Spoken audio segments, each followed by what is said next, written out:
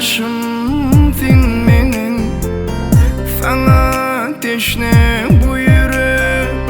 Yaz yağışım dinmenin, yan yollaşım dinmenin, can yollaşım dinmenin. Bana melekten gelen bağıt kuşum dinmenin. Ayrılmalı bir ömür boyu, soldurmalı sevgimizi, arzulalı her günlerimizi, koyuvermeli ellerimizi.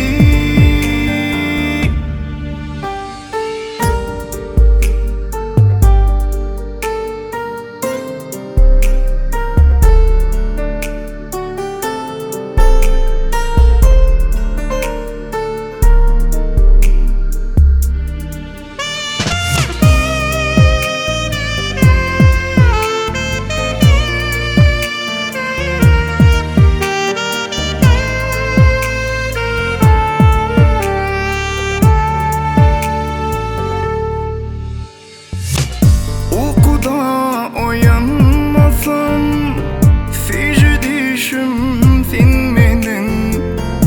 İzimdeki şatlığım, yılgırışım dinmenin. Yürekdeşim dinmenin, gönül hoşum dinmenin. Aşk gemisine bile kürekdeşim.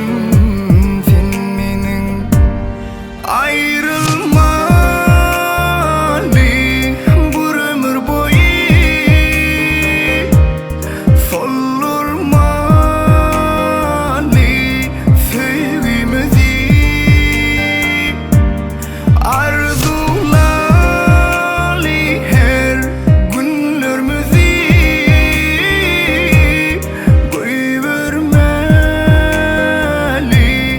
ellerimizi. بذواتنا قد Ayrılmalı bir ömür boyu.